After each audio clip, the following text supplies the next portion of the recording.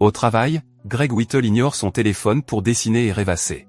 C'est alors qu'il reçoit un appel de sa fille Emily, qui l'invitait à sa remise de diplôme. Greg hésite, compte tenu de ses relations tendues avec son ex-femme. Après le coup de fil, Greg est convoqué dans le bureau de son patron, mais il prend tout son temps pour retarder la réunion. Après avoir été appelé plusieurs fois par la secrétaire de son patron et n'ayant pas obtenu l'ordonnance, Greg coupe le comprimé restant, le renifle et s'en va enfin. Ce faisant, il laisse son portefeuille sur le bureau, qui se fige momentanément. Bjorn, le patron de Greg, le licencie pour son manque de concentration. La nouvelle laisse Greg abasourdi et Bjorn s'approche de lui pour le réconforter. Greg se lève brusquement, ce qui fait tomber Bjorn en arrière et l'amène à se cogner la tête sur le bord du bureau. Greg examine rapidement Bjorn, mais ne sent pas son pouls. Craignant d'être accusé de sa mort, il cherche désespérément un moyen de s'échapper ou de cacher le corps. N'ayant pas d'autre solution, il suspend les manches de Bjorn à la fenêtre pour le soutenir et le recouvre avec le rideau. Greg quitte ensuite le bureau. Greg se rend dans un bar et commande immédiatement un verre pour noyer ses soucis. Alors qu'il attend son verre, il remarque une femme qui l'observe curieusement. La femme fait quelques signes de la main, ce qui rend le bar momentanément silencieux, puis allume la lumière. Lorsqu'il se rend compte de ce qu'il fait, la femme prétend soudain être réelle, à sa grande confusion. La femme s'approche de lui et lui montre comment elle renverse par télékinésie le plateau du serveur. Elle se présente ensuite comme Isabelle. Isabelle l'invitait dans sa cabinet, lorsqu'il refuse, lui murmure qu'il aura besoin d'un alibi. Confus, Greg la rejoint à sa table, où elle lui fait remarquer que le corps de Bjorn est visible de l'endroit où ils sont assis. Isabelle lui propose de l'aider, affirmant qu'elle se sent responsable de sa situation car c'est elle qui est à l'origine de l'existence de ce monde. En retour, Isabelle lui demande de récupérer l'amulette de son ex-petite amie, qui est immunisée contre ses pouvoirs comme Greg. Isabelle lui fait comprendre que la plupart des choses qu'il voit, y compris les personnes qui les entourent, ne sont pas aussi réelles qu'elles le sont.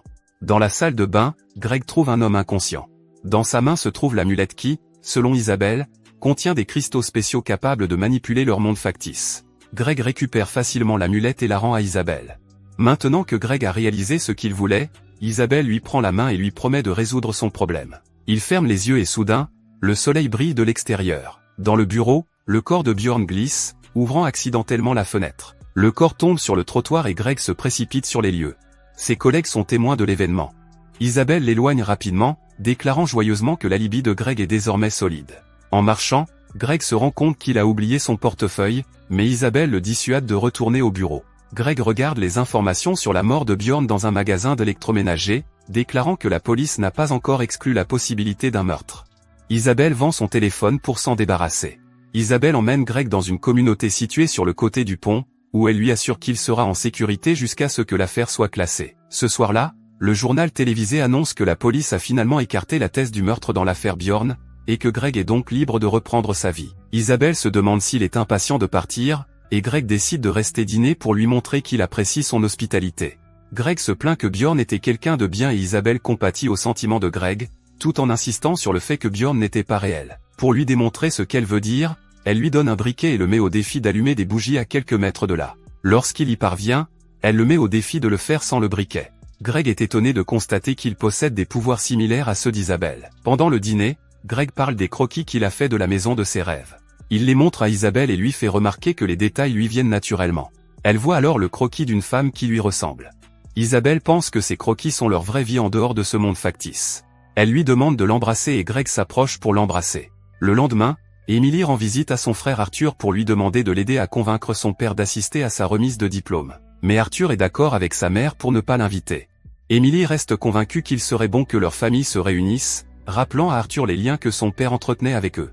Greg passe la journée avec Isabelle, qui partage avec lui des cristaux jaunes.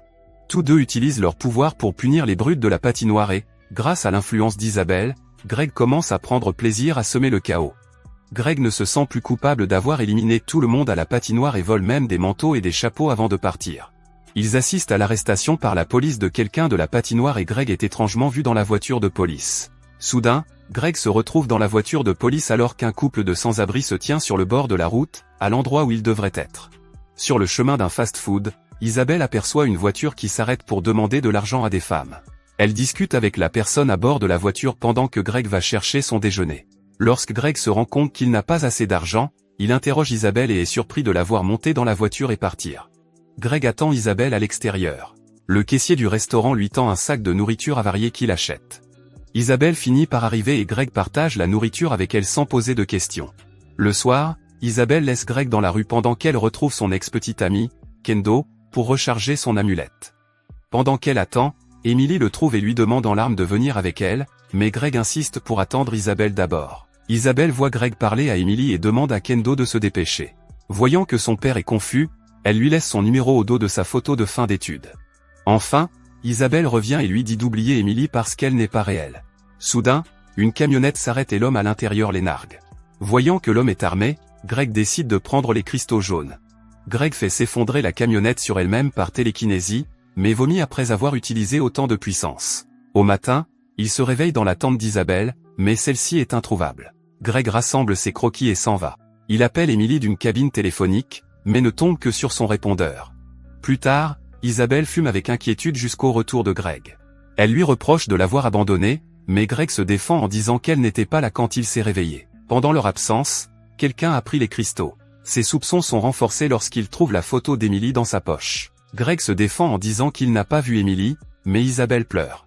Elle insiste sur le fait que ce monde n'est pas réel, mais il se laisse entraîner dans l'illusion. Fatigué par son hystérie, Greg suggère qu'ils ne devraient plus jamais se revoir.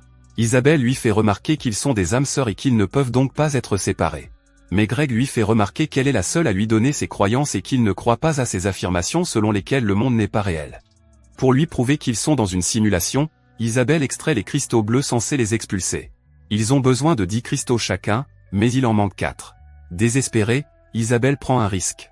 Elle place les cristaux dans un dispositif et ordonne à Greg de se l'enfoncer dans le nez. Soudain, Greg se réveille dans un laboratoire avec un tube dans le nez qui le relie à une machine appelée Brainbox.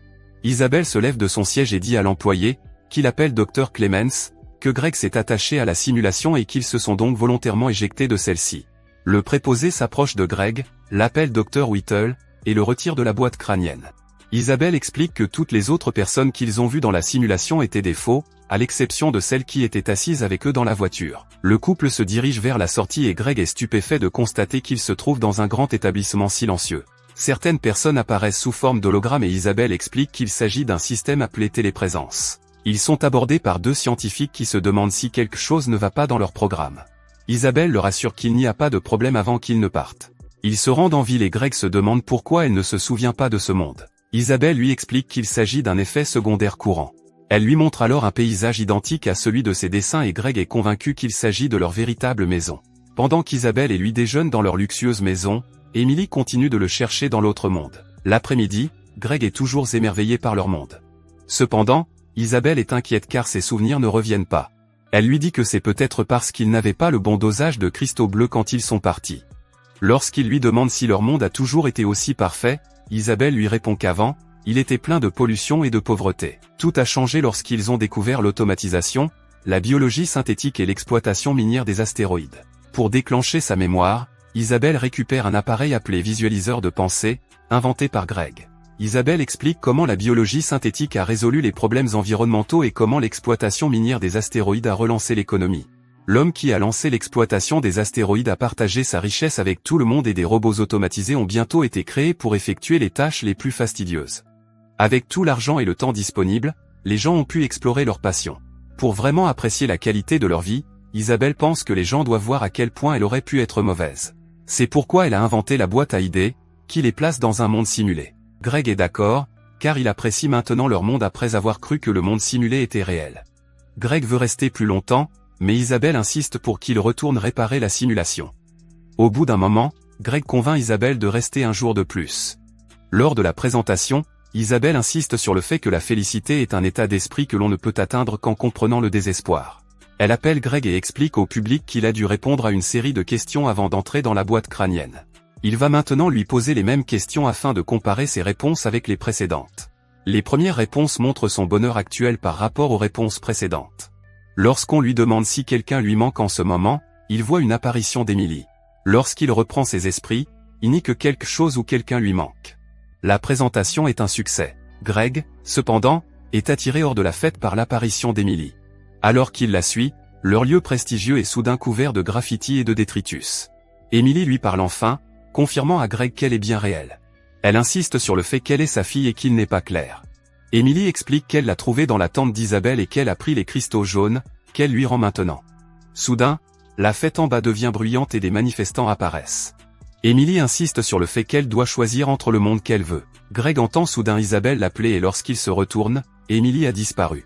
Il descend et découvre que la fête est en plein chaos. Greg repère Isabelle dans la foulée, pour l'atteindre, prend un cristal jaune pour diviser la foule par télékinésie. Il tire Isabelle hors de la fête et il voit le monde simulé se mêler au leur. Isabelle insiste pour qu'il répare la boîte crânienne. En sortant de la boîte crânienne avec moins de cristaux bleus, leurs cerveaux ont peut-être recréé la simulation dans le monde réel. Greg et Isabelle se réveillent dans la tente de simulation. Ils se rendent au bar et Isabelle interroge tout le monde sur l'emplacement de Kendo. Au cours de cet interrogatoire, Greg voit Bjorn revenir à la vie.